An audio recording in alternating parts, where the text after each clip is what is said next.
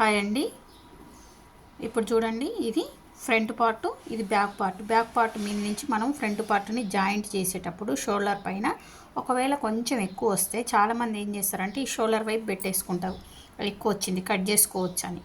కానీ అలా ఎప్పుడు పెట్టుకోవద్దు. సమానంగా చూసి కొంచెం ఇటు వచ్చేలాగా చూసుకోవాలి. మెయిన్ ఇది చూసుకోవాలన్నమాట.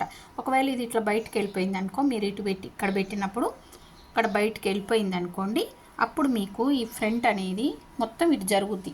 అప్పుడు మీకు ఈ మధ్యలో తప్పకుండా గ్యాప్ వస్తుంది. సమానంగా ఇట్లా ఫ్రంట్ పార్ట్లు అనేవి సమానంగా రావు. చాలామంది మధ్యలో గ్యాప్ రాకుండా ఎలా కుట్టాలని చూపిస్తారు కదా. ఇక్కడ కుట్టేటప్పుడు కూడా మనం జాగ్రత్త తీసుకుంటే మీకు ఈ రౌండ్ ఉంది కదా, ఈ రౌండ్ కూడా మీకు కరెక్ట్గా ఉంటుంది అన్నమాట. ఈ రౌండ్ కరెక్ట్గా ఉంటుంది. ఇక్కడ మనకి ఎంత గ్యాప్ కావాలో అంత గ్యాప్ ఉంటుంది. ఇక్కడ కూడా మనకి సెంటర్లో తేడా రాకుండా ఉంటుంది. ఓకేనా. ఈ షోల్డర్ పైన జాయిన్ చేసేటప్పుడు కూడా ఇలాంటి కొన్ని జాగ్రత్తలు తప్పకుండా తీసుకోవాలి.